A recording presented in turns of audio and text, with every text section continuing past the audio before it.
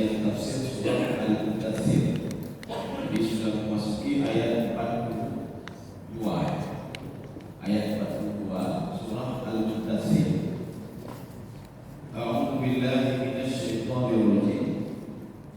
Bismillahirrahmanirrahim. Ma salakakum fi saqar. Jadi jangan kita baca sufat. Kalau sufat itu saqar, itu artinya huruf kelam. Jadi kalau sakar itu salah satu nama neraka, namanya sakar.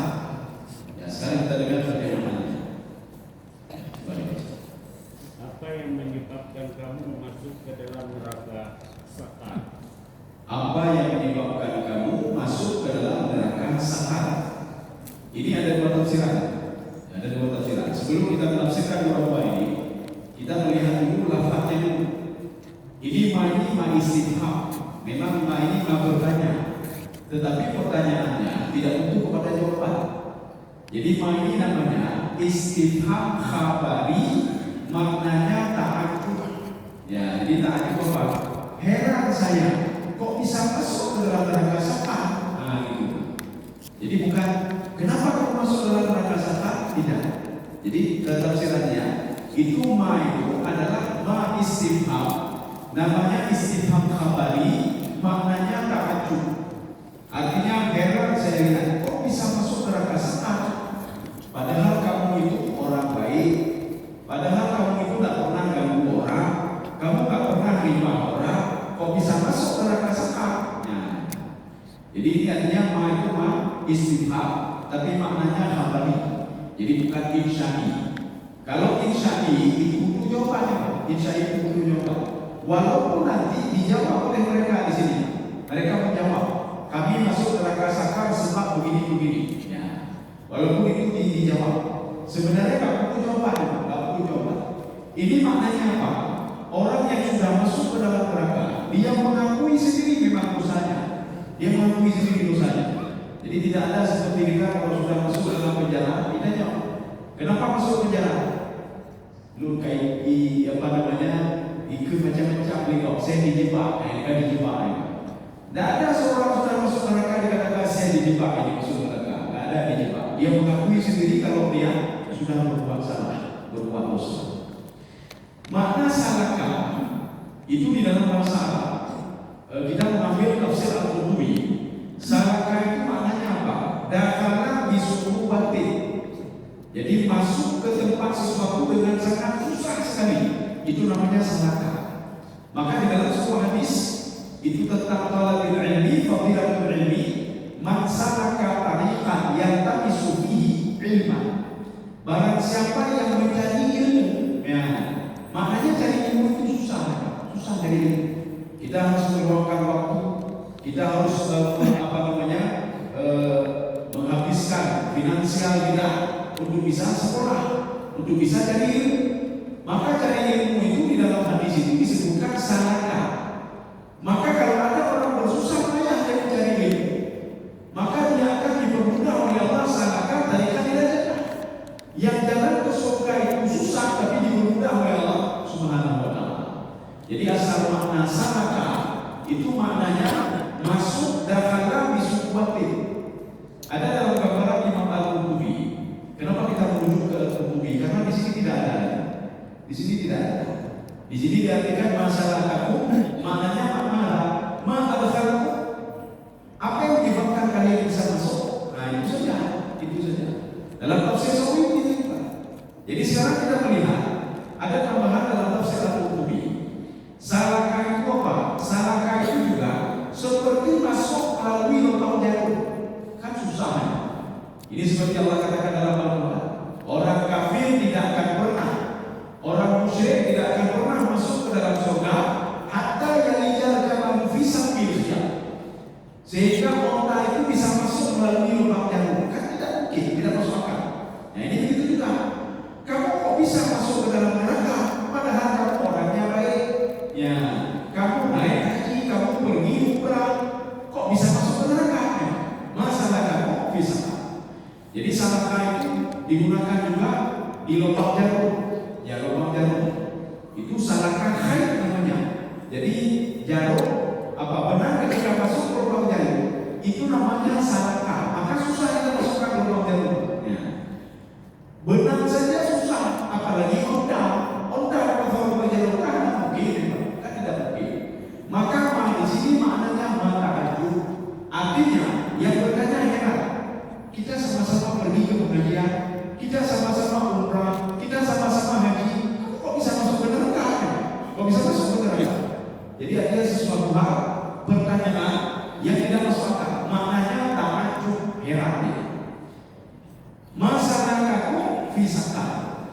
sakar itu sebuah tempat.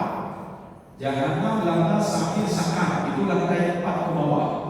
Makanya kalau neraka itu, kalau surga darajat, kalau neraka darakat. Jadi kalau disebutkan darakat, fidakil asfali, itu tempat turun ke bawah, Darajat, makin naik ke atas, itu makin mulia pada tempat yang paling tinggi. Darakat, paling bawah itu paling hina, tempat paling hina. Maka neraka paling hina itu, innal munafiqina fidakil asfali minan. Orang munafik itu pada tempat paling bawah. Maka munafik itu ada mana? Jadi kata Imam As-Sa'di, al-munafiqu naw'ani, ada 2. Yang pertama munafik nifaqu i'tiqadi, nifaq i'tiqad. Kata beliau, inilah kelompok yang khalidina fi fitnah, yang kekal di neraka. Kelompok munafik i'tiqadi. Yang kedua munafik amali. Munafik amali itu apa? Amalnya yang munafik. Dia ngomong saja tapi tidak berbuat. Dia berbuat tapi tidak yakin. Ini munafik amali namanya. Jadi munafik amali, dia akan bisa nanti keluar dari neraka. Itu munafik amali. Yang ngomong begini, tapi nanti ngomongnya. Mari kita bersedekah, dekatan. Dia yakin sedang bersedekah itu begini, tapi tak ngomongnya. Itu namanya munafik nifaq amali namanya. Kau bisa kita main dalam majalah. Sekarang kita menuju makna tafsirannya. Makna tafsirannya itu 2. Yang pertama, sekelompok penduduk yang berada di dalam surga. Ini juga kita banyak mengambil di dalam tafsir Al-Qurtubi. Ini tafsir Al-Qurtubi. Karena di sini tidak disebutkan, maka kita ambil dari Al-Qurtubi. Apa kata Imam Al-Qurtubi? Falamma dakhalul jannah, ketika satu kelompok masuk ke dalam surga, wa yatasaaluna aqribahum, mereka bertanya tentang kerabat-kerabatnya. Adik lu mau apakah dalam surga? Litu lu mau apakah masuk ke surga? Ini anak-anak kemudian mau apakah dalam surga? Fasalul malaikat. Ketika itu mereka bertanya kepada mereka keberadaan orang-orang dekat mereka. Wahai malaikat, mana anak-anak kami? Mana istri kami? Mana suami kami? Kemudian malaikat pergi ke neraka. Dia cari anak-anak orangnya. Ketika ketemu dia tanya, malaikat bertanya, masalahkamu fi sakar? Kok bisa kalian masuk ke sakar? Ayah kalian di dalam surga, ibu kalian di dalam surga, kerabat kalian di dalam surga. Dijawab oleh mereka yang jawabannya yang tepat tadi. Ya, salah satunya mereka tidak meninggalkan sholat, meninggalkan sholat. Ini tafsir yang pertama. Tafsir yang kedua, penduduk surga dipertemukan dengan penduduk neraka. Ketika ketemu, mereka heran. Ini kan jamaah kita juga kok bisa masuk ke neraka? Mereka bertanya, masyarakat bisa kan? Kenapa bisa masuk ke dalam neraka sakar? Mustahil. Ya. Kenapa? Karena kita beribadah sama-sama, semua sama-sama.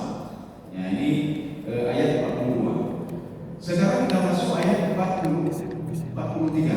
Ya, 42. Sekarang 43. Jadi maka jangan dibaca dengan sakar. Sakar itu burung elang, itu sakar. Tapi sakar itu neraka sakar, neraka sakar. Maka neraka sakar itu level keempat, ya, level keempat. Siapa penghuni neraka sakar? Nah ini disebutkan satu. Maka dalam hadis Rasulullah SAW, ini hadis ini tidak ada di sini. Jadi yang ada di sini cuma Rasulullah mengatakan pemberi syafaat itu 4. Ya. Tapi ada dalam hadis lain Rasulullah mengatakan, ketika semua penduduk neraka itu dikeluarkan, maka yang tinggal itu cuma 4 kelompok. Kelompok pertama, yaitu yang kita baca sekarang. Qalu lam naku minal musallin. Ya, kita baca. Mereka menjawab, dahulu kami tidak termasuk orang-orang yang melaksanakan salat. Dulu kami tidak termasuk orang-orang yang melaksanakan salat. Kalau kita perhatikan secara ilmiah, ada yang aneh di sini. Apa yang aneh? Sebenarnya bukan aneh, ilmu yang aneh. Kita yang kalau ilmu dan kalau bilang aku, kok aku? Sebenarnya kan aku ada di situ. Nunnya sudah dihilangkan. Sebenarnya aku adalah nakun. Ada syukur. Tetapi sekarang nunnya hilang. Lam naku minal musallin. Maknanya tetap lam naku.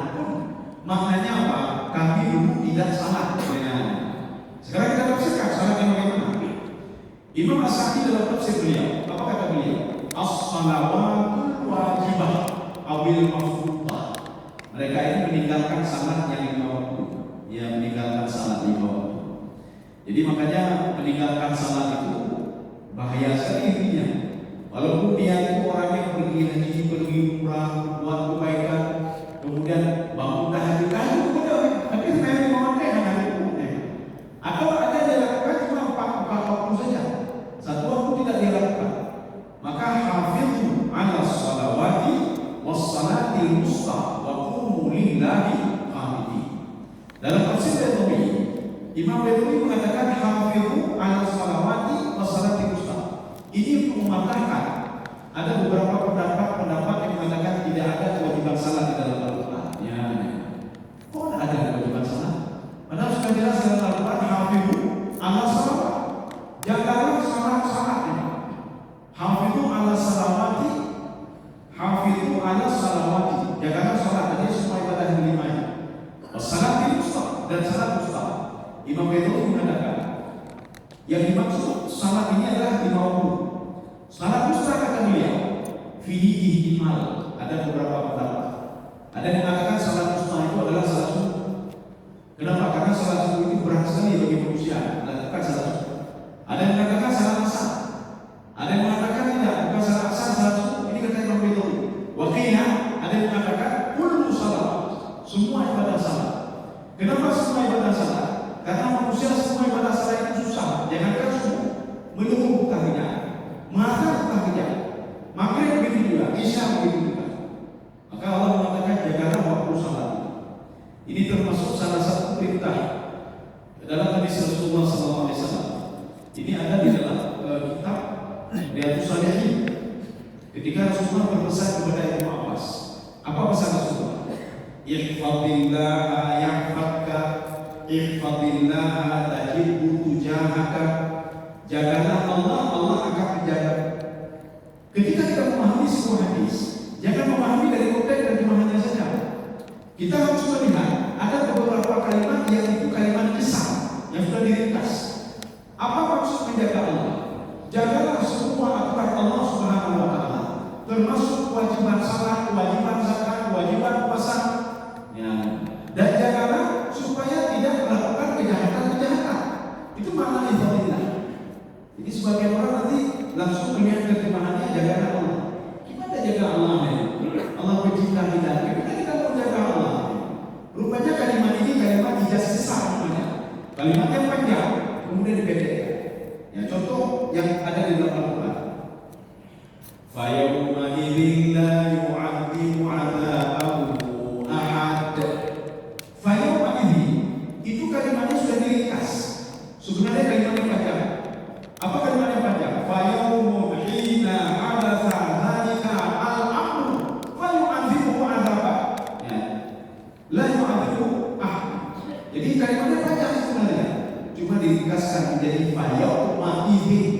Yawma idzin itu mengandung makna fayawmun hari, fayawmun hina hadatsa dzalikal amr, hari tatkala manusia dibangkitkan di padang mahsyar. Nah, bagaimana panjang? Maka seorang diazab oleh Allah yang belum pernah dia terima azab itu di dunia atau di alam barzakh atau di manapun itu. Ya. Ini kalimat di dalam Al-Quran namanya ijaz besar, ijaz besar. Kaum muslimin sekalian yang lain dalam Allah. Ini tafsiran yang pertama. Jadi tafsiran yang pertama, Imam As-Sa'di mengatakan seorang masuk ke dalam neraka sebab dia meninggalkan salat fardu yang 5. Ada seorang pemuda mendatangi Rasulullah. Apa kata pemuda ini? Ya Rasulullah, amal ibadah saya seumur hidup itu cuma 2. Yang pertama ibadah saya tidak pernah tinggal salat 5 waktu ya Rasulullah. Anda nikah itu. Tapi jangan pernah tanya ibadah qabliyah, ba'diyah, berdekah itu tak sanggup saya Rasulullah. Kemudian salat tarawih, tak sanggup ya Rasulullah. Kemudian salat sunnah lain, tak sanggup ya Rasulullah. Yang kedua, saya mau puasa bulan suci Ramadan. Kalau puasa sunnah Senin, Kamis, tak sanggup. Asyura, tak sunnah, tak sanggup ya Rasulullah. Kemudian puasa setelah Ramadan, tak sanggup ya Rasulullah. Aina ya Rasulullah. Apakah saya bisa masuk ke dalam surga? Kalau aku bisa masuk dalam surga, surga mana ya Rasulullah? Apa jawab Rasulullah? Anta ma'i fil jannah.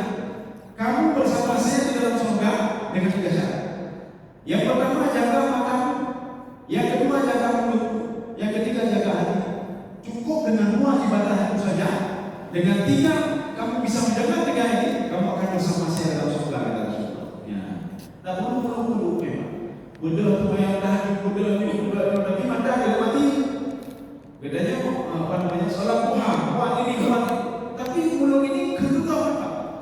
Kemudian kita naik haji berapa kali? Dah benar tau memang. Dah benar tau. Kau macam-macam. Dah ribah tau memang. Dah ribah tau. Ibadah kita macam ni. Tetapi apa? Ribah terus. Mata berbuat maksiat terus. Kemudian hati ini dengki sama orang lain. Penyakit nanti. Jadi ada apa? Bagaimana kamu bisa masuk ke dalam surga kalau rahmat Allah itu tidak bisa dia dapatkan dari apa tubuhnya? Ini saja sudah berbuat maksiat. Kau sering sedang dimana? Maknanya apa? Kita jangan pernah tinggalkan salat waktu. Maka di dalam kitab Al-Fiqhul Islami wa Adillah, di situ apa kata Syekh Muhammad Zuhaili? Ittafaqa ulama. Itu ulama bersepakat man taraka salat fa alaihi qada. Barang siapa yang meninggalkan salat dia wajib untuk qada salat itu. Dia wajib untuk qada salat. Nanti jalan qadanya di dalam fikih Syafi'i boleh, lihat dalam kitab fikih Hanafi boleh, Hambali boleh juga. Lihat dalam kitab fikih Maliki boleh juga, gurunya Imam Syafi'i. Yang jelas mereka sepakat semua man taraka salat fa alaihi al-qada. Jadi tidak cukup dengan banyak ibadah sunnah bisa menutupi wajib, tidak bisa. Ulul ibadah sunnah supaya apa? Ibadah wajib yang digaji itu tidak bisa memang. Ibadah wajib salat itu ibarat ban mobil atau ban kendaraan. Ibadah sunnah itu tempelan. Menyuruh ketika sembahyang Isya misalnya, ada gangguan sedikit, namanya muncul. Sembahyang sunnah dipek di muncul yang penuh. Tempelan itu nempel. Ini kalau kita wajib tidak salat, kita salat sunnah saja.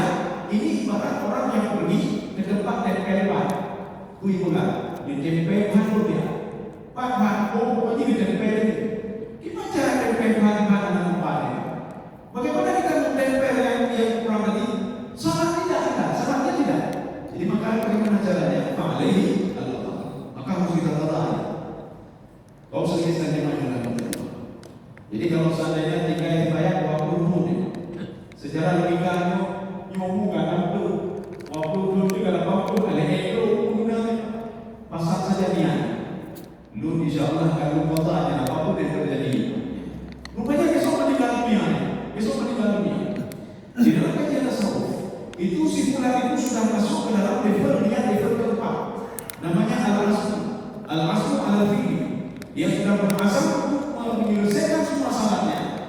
Yang ketiga cuma meninggal dunia, maka sudah diperhitungkan oleh Allah Subhanahu wa taala niat dia tadi sebagai sebuah amal ibadah. Kenapa? Karena kayak hati, untuk bisa melakukan apa yang kita tinggalkan. Kita di dalam tafsir tadi as-salamatul wajibah itu bukan tafsir Sa'di, tafsir Al-Wasit ya Syekh Al-Qawi, ini kata Syekh Al-Qawi.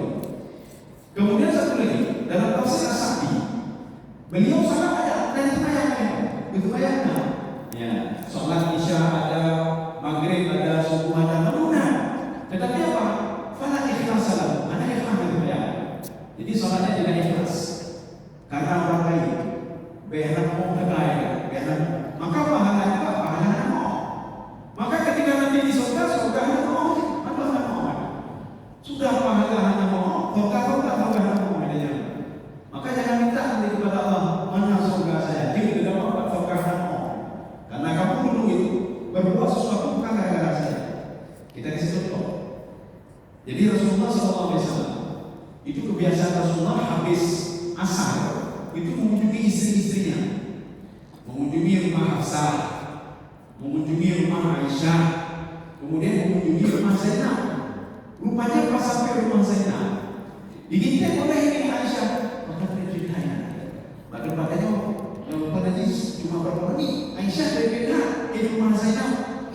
Aisyah lapor pada Hafsah juga dari Rasulullah, tidak adil. Tempat kita sebentar, tempat Zainab lama-lama. Rupanya di rumah Zainab itu Rasulullah disuguhkan madu. Karena di dalam tafsir Sahih dikatakan, Inna Rasul yuhibbu halwa wal asal. Rasul itu suka sekali pada halwa, manis-manisan dan asal. Makanya Zainab membuat selama ini hidupnya Rasulullah beri madu. Baik begitu. Setelah keluar dari rumah Zainab, rupanya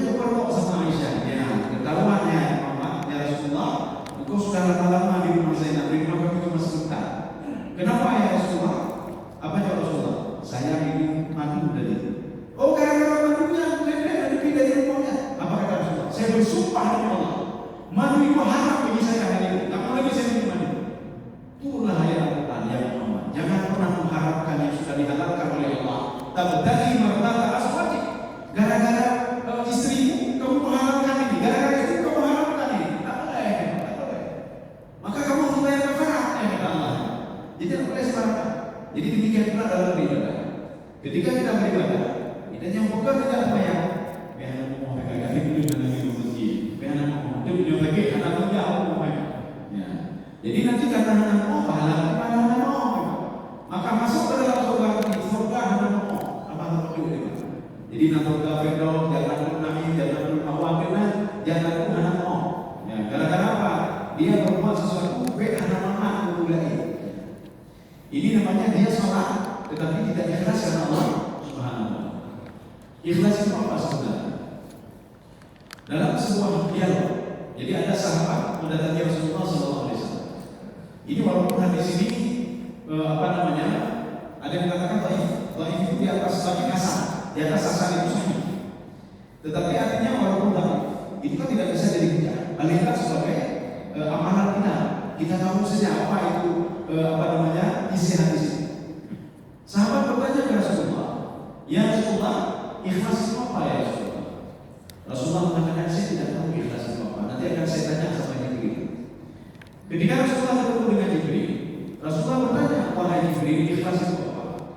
Jibril mengatakan saya tidak tahu juga. Kenapa pada diri saya tanya kepada Allah Subhanahu wa Ta'ala? Ketika itu Jibril bertanya, ya wahai ya Allah, apa itu ikhlas? Dijawab oleh Allah. Ikhlas itu sirrun baini wa baina abdi. Adalah rahasiaku dengan rahasia hamba. Tidak ada satu orang pun yang tahu si fulan itu ikhlas atau tidak ikhlas dia dalam beribadah. Ya. Jadi makanya ikhlas itu masuk ke dalam kategori ibadah hati. Ibadah hati ya, ikhlas itu. Artinya tidak ada orang yang tahu. Tetapi ketika sudah dilafalkan melalui mulut, berarti itu ibadah hati ini bukan ikhlas. Contoh, nyolong batu besi pun belum ikhlasnya, berarti tidak ikhlas. Kalau sudah keluar dari mulutnya, berarti tidak ikhlas. Karena ikhlas itu rahasia adalah Allah dan seorang hamba. Ya. Jadi makanya ikhlas itu masuk dalam kategori ibadah hati. Sabar begitu juga masuk ke dalam kategori ibadah hati. Nanti ada dalam kitab judulnya amal dulu atau mukasyafah dulu. Jadi karena oleh Imam Al-Ghazali itu ibadah hati semuanya. Jadi makanya ibadah hati itu tidak perlu kita ungkapkan sama orang lain. Apakah lo cukup sama kalau ini belum dilihat di waktu kalau ini berarti ada sama yang sama waktu. Selama waktu keluar dia, sehingga keluar dari mulutnya cukup sama kan. Ada yang sama kalau sama itu tak bisa kita lihat itu ibadah hati, itu ibadah hati. Ya. Ini sama seperti orang pemilu punya ibadah kan gitu. Ayo kata dulu, berarti itu boleh tak? Anak yang apa? Yang begitulah sama. Ketika mengatakan saya sabar sekali, berarti anak apa? Lu cukup tahu berarti anak tahunya, anak tahunya. Ya. Lu hati cukup boleh, berarti hati yang dia apa? Hati yang dia. Tak perlu diungkapkan di sini, tak perlu diungkapkan, tak perlu diungkapkan. Makanya dia termasuk ke dalam kategori ibadah hati, ibadah hati. Kaum muslimin sedang jemaah yang dirahmati Allah Subhanahu wa Ta'ala. Nanti ada di dalam kategori lain, yaitu tafsir yang kedua. Sekarang kita masuk tafsir yang ketiga. Apa itu salah? Apakah salah itu hanya takdir saja? Kemudian setelah itu salah dan tidak pernah berubah. Maka dalam tafsir itu takdir, beliau mengatakan salah itu satu rentetan. Satu paket bayang dari wudu, tamam wudu, ya wudunya sempurna. Maka kalau wudu tidak sempurna, maka salahnya bagaimana harus sempurna kalau wudunya tidak sempurna? Maka kita belajar fikih wudu, dibaca wudu. Jadi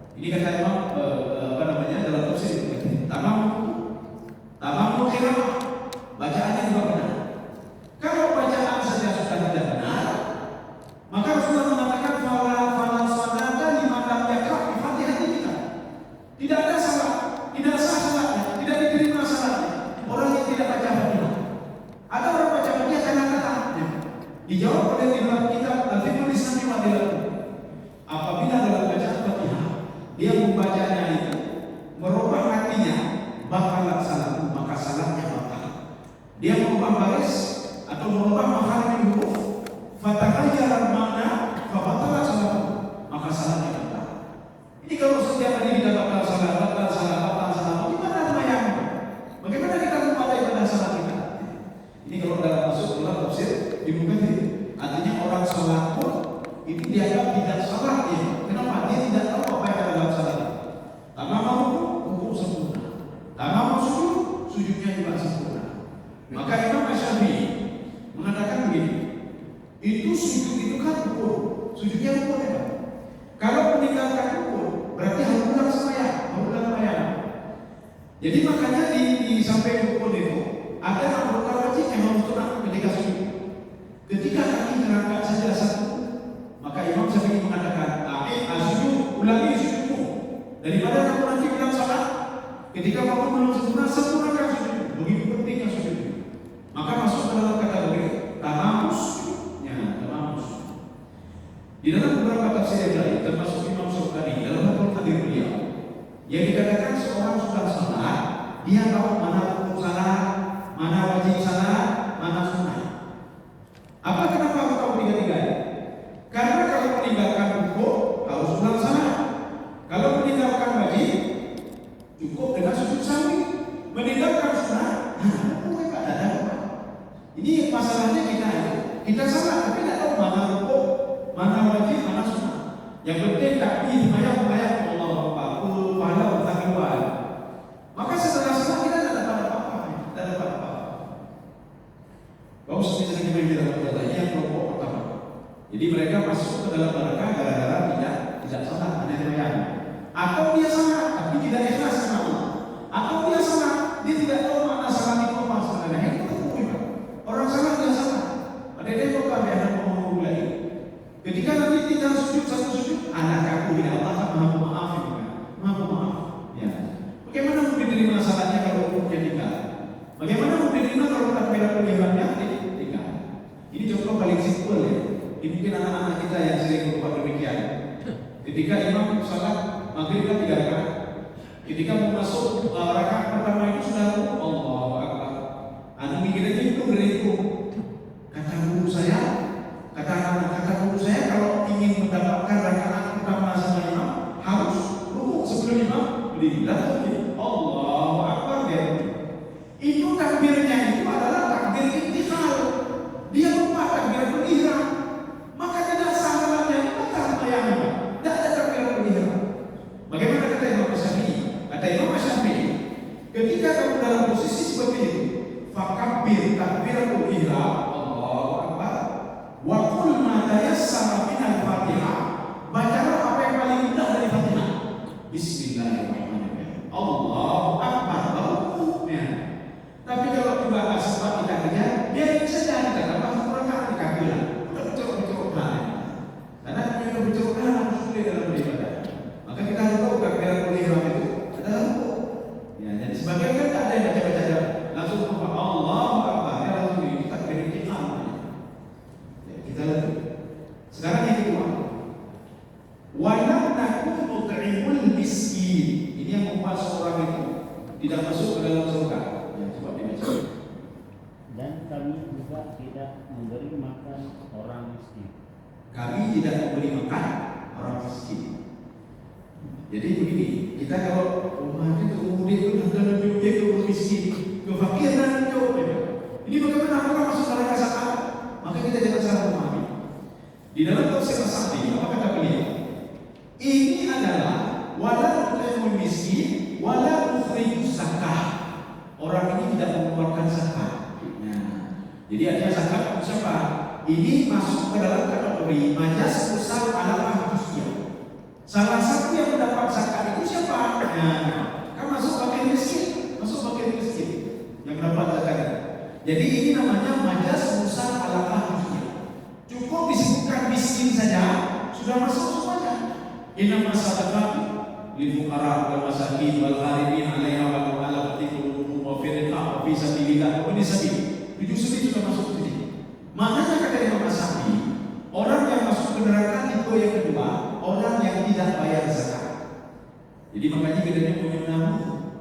Kalau ada emas simpan emas, belum minum kayak ini. Ya, Jadi artinya emas itu harus dibayar.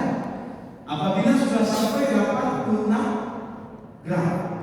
Dalam setahun emas itu apalagi lebih daripada itu, maka harus keluarkan 2,5%. Tetapi kalau emas itu dipakai, maka tidak wajib zakat.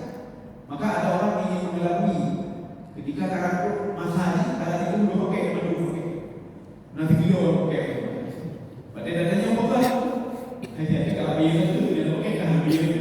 Jadi nyobok kering. Makanya tafsiran yang ketiga, yang masuk ke dalam neraka itu adalah orang kering, urun bakhil. Sehingga Allah mengatakan di dalam hadis kursi, tidak boleh masuk ke dalam neraka orang kering, urun tidak mau. Walaupun dia seorang ahli ibadah, dia ahli ibadah, dia buat ini, dia buat itu, dia pergi haji umrah, tapi kering urunnya. Maka Allah mengatakan tidak boleh masuk ke dalam surga urun kering, tidak mau, al-bakhil. Ini bisa nanti kita lihat di dalam hadis kursi. Bagaimana firman Allah kepada surga, tidak boleh masuk orang kering. Orang kering itu ada dua. Yang pertama namanya bakhil. Yang kedua namanya syuhud. Syuhud itu sudah level tinggi. Bakhil itu apa? Kewajiban dia, hak orang lain tidak mau dia keluarkan, itu bakhil namanya. Kewajiban dia apa? Zakat itu. Jadi kalau hak orang lain saja tidak mau dikeluarkan, apalagi bukan hak orang lain. Tidak ada zakat di situ. Bersedekah yang lebih ada tidak pernah bersedekah.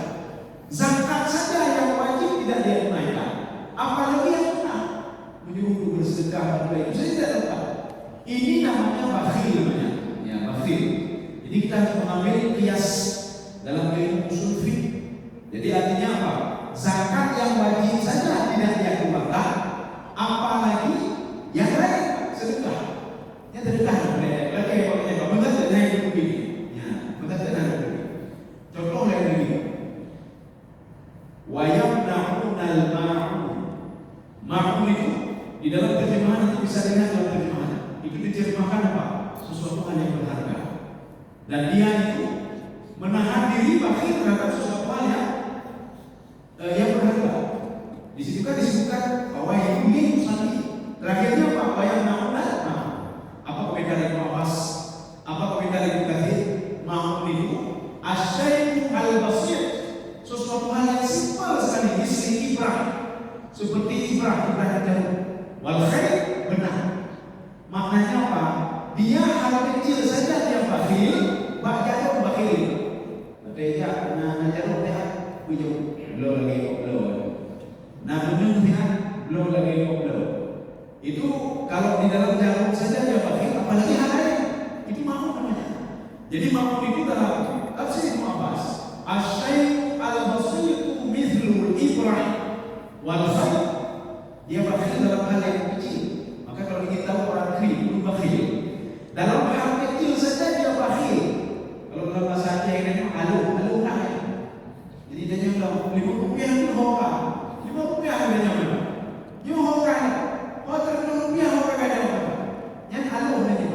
Maka ini namanya mau itu suatu hal yang simpel. Dia tidak tahu kalau yang simpel itu bisa membuat dia masuk ke dalam neraka. Kaum sekalian yang dirahmati Allah Subhanahu wa taala. Itu bakhil level pertama. Bakhil. Level yang paling tinggi itu namanya asyuhud. Syuhud itu apa? Dia tidak mau mengeluarkan hartanya untuk diberikan kepada orang lain, dan dia ingin menguasai lagi harta orang lain supaya bisa didapatkan.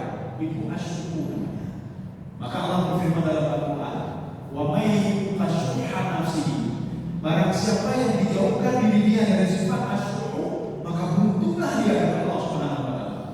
Artinya dia sudah bakhil mengeluarkan, dia ingin menguasai lagi punya orang lain. Itu asyuhud namanya. Sama juga seperti orang dermawan. Dermawan itu ada dua. Yang pertama asyahid. Syahid itu dermawan biasa-biasa saja. Ada konglomerat bangun masjid 100 juta itu biasa. 100 juta naik umpamanya itu biasa. Ada konglomerat bangun masjid 500 juta itu biasa. Itu PDB.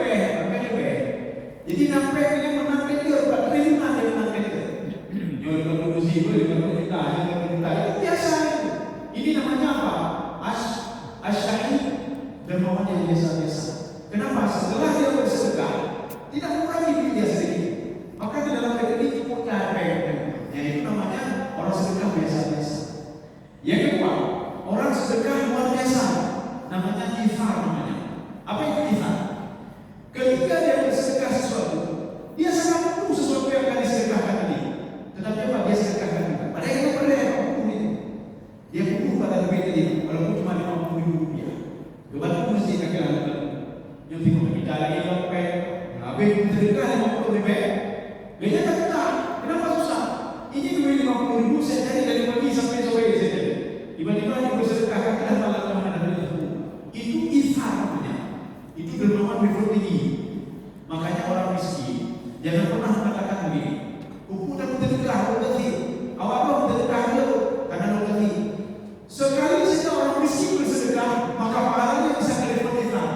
Level ifar mengalahkan orang-orang kaya yang bersedekah.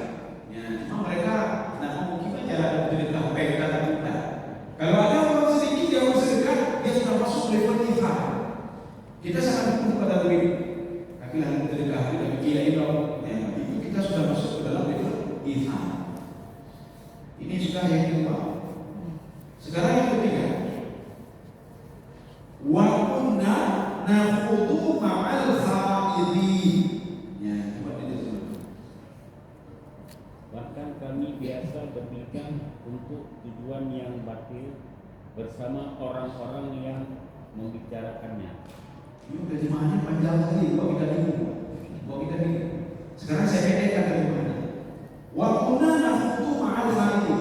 Kami melolong-lolong. Ya, kan pendek. Kami melolong-lolong. Ketika baca Quran, anena kamu di mana ya? Nanti ketika seorang meninggal dunia yang boleh malaikat, kemudian malaikat memberitahukan Allah takhaf wa la tahzan. Ragu saja.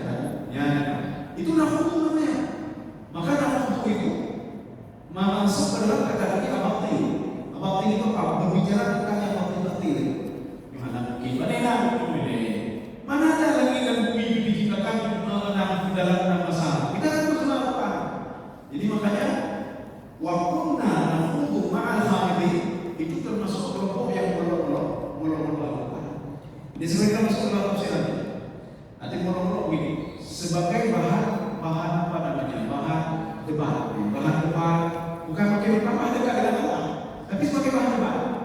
Kadang-kadang wa arshuhu 'alal ma, arsy Allah di atas air, kadang-kadang yang berdebat. Imani Allah apa-nya kadang-kadang berdebat. Istiwa itu apa? Yang kadang-kadang istiwa lagi. Ya Allah sama ini karena Allah di atas itu karena bagaimana? Itu nafutu ma'al khaidin. Maka kita dalam kita ketika ada seorang berbicara seperti itu, kita ngomong saja, laisa kamitslihi syai'. Kita berdebat sesuatu hal yang hanya terpakai manusia. Yang jelas Allah tidak sama dengan makhluk. Ya, tidak sama dengan makhluk. Sama seperti kita buat meja. Meja itu walaupun punya kaki, tidak sama seperti yang buat meja. Makanya ketika yang meja ada dua berdua, meja satu, meja dua, ini ada meja apa? Ayo, bedanya berarti sama lainnya. Yuk meja dua, sama kan? Maka dia boleh meja berapa? Kalau ganti berapa berarti ya sama seperti kita. Ya sama seperti kita. Ini maknanya kata meja pertama. Kalau dia bisa membuat kita, berarti dia lebih hebat dibandingkan kita kakinya. Dan kakinya tidak sama. Kakinya tidak sama seperti kita. Kita punya kaki empat. Bisa saja dia kaki berapa yang empat kita. Demikian pula ketika Allah menciptakan manusia. Apakah manusia ini membedakan ketika dengan dirinya? Bagaimana Allah pun tahu dan mana Allah nama kita berarti dari sekali yang menciptakan kita. Dari sekali kan? Itu makna masuk ke dalam kategori nafutu ma'al khaidin. Nah, jadi makanya kita jangan jadi seperti Bani Israel. Jadi Bani Israel itu apa? Kathratu su'al, qila wa qala. Qila wa qala itu apa? Qila wa qala kata dulu, kata ulama ini pada pokoknya kata mereka kata cicilo lumayan hanya Pak dalil pokoknya kata cicilo deh ya hanya kurang pokoknya cicilo kurang kita aja itu tidak mengenai maka satu soal dan banyak pertanyaan itu condong kepada nafutu ma'al khaidin. Itu nafutu ma'al khaidin. Maka kita sebagai orang beriman yang yakin pada Quran, kita baca Quran itu sambilnya apa saja. Ada beberapa hal orang yang